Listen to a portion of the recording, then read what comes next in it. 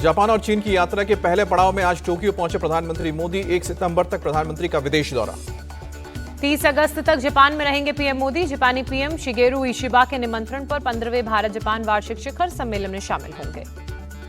31 अगस्त से लेकर 1 सितंबर तक चीन के तियाजिन में रहेंगे प्रधानमंत्री मोदी। चीनी राष्ट्रपति शी जिनपिंग के निमंत्रण पर एससीओ यानी कि शंघाई सहयोग संगठन शिखर सम्मेलन में हिस्सा लेंगे। पीएम मोदी ने यात्रा को लेकर सोशल मीडिया पर लिखा, जिनपिंग और पुतिन से मिलने को उत्सुक। संघ प्रमुख मोहन भागवत का बड़ा बयान, मथुरा काशी आंदोलन का समर्थन नहीं करेगा संघ। बोले लेकिन हिंदुओं की भावना का सम्मान होना चाहिए। भागवत ने 75 साल की उम्र में रिटायर होने की अटकलों को खारिज करते हुए कहा, ना मैं रिटायर होऊंगा ना किसी को रिटायरमेंट के लिए कहूंगा। संघ के 100 साल पूरे होने के कार्यक्रम में आखिरी दिन भागवत ने सवालों का दिया जवाब। आरएसएस और बीजेपी के रिश्तों पर बोले, हम सलाह दे सकते हैं, फैसले खुद लेती है बीजेपी। मोहन भागवत ने जनसंख्या असंतुलन पर भी चिंता जताते हुए कहा, भारत के हर घर में हो 3 संतान। घुसपैठ पर मोहन भागवत की 2 कहा कि डेमोग्राफी बदलना चिंता का विषय है। घुसपैठ और धर्मांतरण को रोकना होगा। जमीयत उलेमाए हिंद के अध्यक्ष मौलाना अरशद मदनी ने की आरएसएस की तारीफ। कहा, 100 साल पूरे होने के मौके पर जो प्रस्ताव आरएसएस ने रखा हमें अच्छा लगा। काशी मथुरा के अलावा किसी मंदिर में शिवलिंग न ढूंढने के संघ के प्रमुख बयान पर बोले मदनी, इस मामले में हमारा नजरिया 1991 का वॉरशिप एक्ट है। पीएम मोदी को गाली देने के विरोध में आज प्रदर्शन करेगी बीजेपी। पटना में कुर्जी होली फैमिली हॉस्पिटल से कांग्रेस मुख्यालय सदाकत आश्रम तक मार्च करेंगे बीजेपी के कार्यकर्ता। पटना में पीएम मोदी को अपशब्द कहने पर शिकायत दर्ज। बीजेपी कार्यकर्ताओं की राहुल पर कार्रवाई की मांग। राहुल तेजस्वी के मंच से पीएम को गाली देने पर बीजेपी भड़की। अमित शाह ने कहा, कांग्रेस की राजनीति निचले स्तर पर पहुंची। जेपी नड्डा ने कहा, राहुल और तेजस्वी माफी मांगे। पीएम मोदी को गाली देना सीएम योगी ने बताया शर्मनाक। कहा कि घृणित राजनीति का जवाब जनता देगी। महाराष्ट्र के सीएम देवेंद्र फडणवीस ने कहा, राहुल जिस भाषा का इस्तेमाल कर रहे हैं उन्हें राष्ट्रीय नेता कहलाने का हक नहीं। बीजेपी के सांसद संबित पात्रा बोले, कांग्रेस गाली वाली पार्टी बनी है। राहुल के इशारे पर अभद्र भाषा का इस्तेमाल होता है। कांग्रेस कार्यक्रम के आयोजक मोहम्मद नौशाद ने माफी मांगी। कहा, मंच से किसने गाली दी मुझे ये नहीं पता, मैं राहुल के साथ यात्रा में था। राहुल गांधी की वोट अधिकार यात्रा आज बेतिया से गोपालगंज होते हुए सिवान में होगी खत्म। एसपी चीफ अखिलेश यादव के अलावा कर्नाटक के सीएम सिद्धरमैया होंगे वोटर अधिकार यात्रा में शामिल। वोटर अधिकार यात्रा में आज भी आरजेडी नेता तेजस्वी यादव शामिल होंगे। वीआईपी के संरक्षक मुकेश सहनी और सीपीआई-एमएल के महासचिव दीपांकर भट्टाचार्य भी मौजूद रहेंगे। राहुल के वोट चोरी के आरोप पर डिप्टी सीएम सम्राट चौधरी का पलटवार। कहा कि बिहार में एसआईआर कोई मुद्दा नहीं है, जनता कांग्रेस के लोकतंत्र विरोधी चेहरे को पहचानती है। जेडीयू नेता अशोक चौधरी ने भी राहुल को दिया जवाब। कहा, आप जीते तो सब ठीक, दूसरे जीते तो वोट चोरी हो रही है। हताशा में ऐसे बयान दे रहे हैं राहुल। उत्तर प्रदेश के उप मुख्यमंत्री केशव प्रसाद मौर्य का बयान। बोले कि राहुल गांधी, तेजस्वी यादव और इंडी गठबंधन के नेताओं ने राजनीति के स्तर को नीचे गिराने वाली भाषा का इस्तेमाल किया है। केशव प्रसाद मौर्य ने निशाना साधते हुए कहा, राहुल गांधी की यात्रा फ्लॉप साबित हुई, इसलिए ये गाली गलौज पर उतर आए। चुनाव आयोग ने कांग्रेस पार्टी के दावे पर दिया जवाब। कहा कि कई गांवों में गृह संख्या आवंटित नहीं होती है, इसलिए वोटर रोल में सांकेतिक गृह संख्या दी जाती है। कांग्रेस ने एक ही मकान नंबर पर 947 वोटर होने का दावा किया था। बोधगया के बाराचट्टी विधानसभा के निदानी गांव के बूथ नंबर 161 को लेकर किया था दावा। बिहार बदलाव यात्रा में गया के वजीरगंज पहुंचे जन स्वराज के संस्थापक प्रशांत किशोर। बड़ी संख्या में जुटे समर्थक। वोट चोरी को लेकर ममता बनर्जी का बीजेपी पर अटैक। कहा, जब तक जिंदा हूं किसी का भी वोट नहीं छीनने दूंगी। ममता बनर्जी बोली, बीजेपी का फैलाया भाषाई आतंक बर्दाश्त नहीं है। चुनाव आयोग बंगाल के अधिकारियों को धमका रहा है, कोई सर्वे के लिए आए तो जानकारी मत देना। टीएमसी सांसद अभिषेक बनर्जी का दावा, इस बार विधानसभा के चुनाव में पिछली बार से ज्यादा सीटें जीतेंगे। बीजेपी में दम है तो 50 सीट पार करके दिखाए। संबल हिंसा पर बनी जांच कमेटी ने सीएम योगी को सौंपी रिपोर्ट। डेमोग्राफी बदलने का दावा किया। रिपोर्ट के मुताबिक हिंदू 45% से घटकर 15% तक आ गए। रिपोर्ट के मुताबिक संबल हिंसा प्री प्लानिंग और षड्यंत्र का नतीजा। रिपोर्ट से साफ हुआ है कि संबल में दंगा पुनर्नियोजित था। यूपी के डिप्टी सीएम ब्रजेश पाठक का बयान। संबल रिपोर्ट पर समाजवादी पार्टी ने सवाल खड़े करते हुए पूछा, जब सीएम को गोपनीय रिपोर्ट सौंपी तो उसमें क्या है, वो बाहर कैसे चली। संबल से हिंदुओं के पलायन के लिए बीजेपी जिम्मेदार। सपा नेता रविदास मेहरोत्रा बोले, 9 साल से यूपी में भाजपा की सरकार। मराठा आरक्षण के मुद्दे पर आंदोलन कर रहे कार्यकर्ता मनोज जारंगे पाटिल को मुंबई के आजाद मैदान में आंदोलन की इजाजत। पुलिस ने लगाई कई सख्त शर्तें।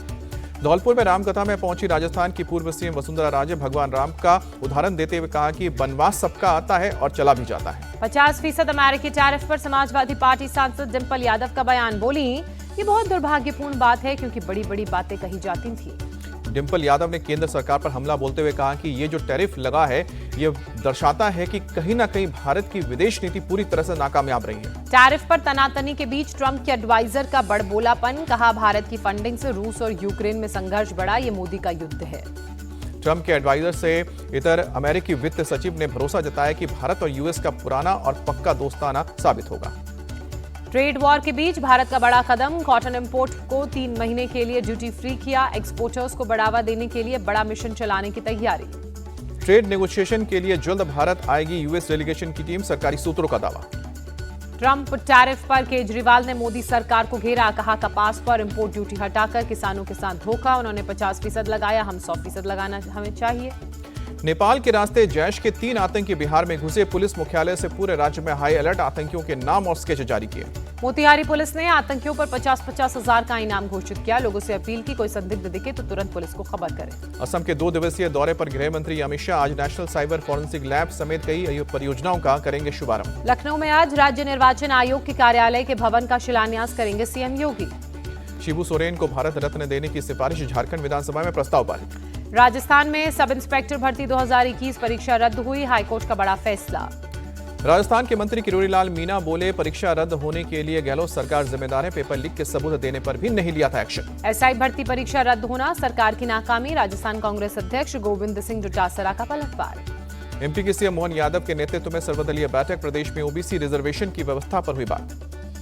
सर्वदलीय बैठक के बाद मध्य प्रदेश कांग्रेस चीफ जीतू पटवारी ने कहा ओबीसी रिजर्वेशन में जो कानूनी अड़चने हैं उस पर बात हुई। एमपी के सतना में किसानों का प्रदर्शन है, नागौद के पास नेशनल हाईवे को किया जाम, खाद नहीं मिलने से नाराज है किसान। राजस्थान के सीएम ने सार्वजनिक निर्माण विभाग के अधिकारियों के साथ बैठक की, बजट में किए गए ऐलान को लागू करने पर बात हुई।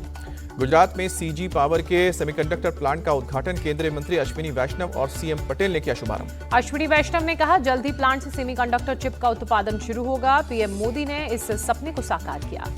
असम के कछर में 5 जगहों पर सीबीआई की रेड, 3 लोग अरेस्ट हुए, बिना पहचान सिम जारी करने का मामला।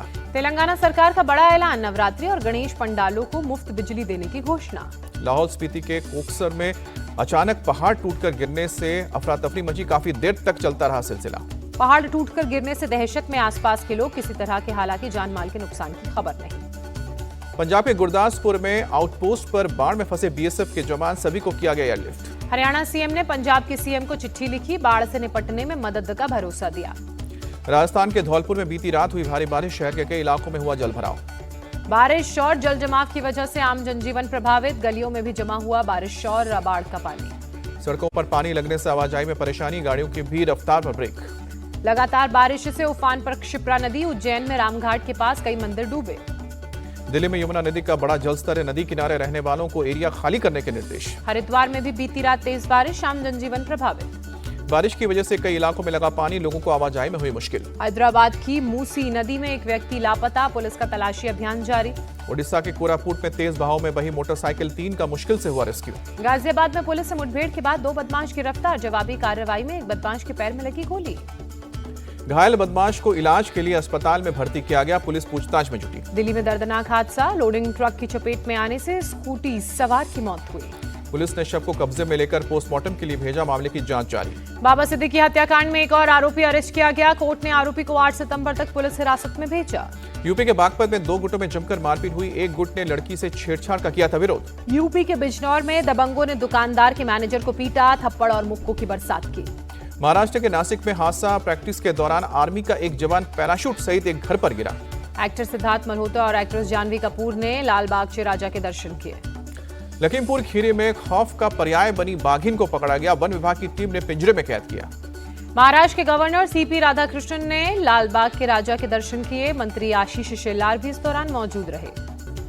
डायमंड लीग में खिताबी जीत से चुके नीरज चोपड़ा लगातार तीसरी बार सिल्वर मेडल से करना पड़ा संतोष, जर्मनी के जूलियन वेबर ने गोल्ड मेडल जीता। नीरज चोपड़ा अपने आखिरी प्रयास में 85.01 मीटर का थ्रो करते नजर आए, जूलियन वेबर ने 91.51 मीटर के थ्रो के साथ डायमंड लीग पर अपना कब्जा जमाया।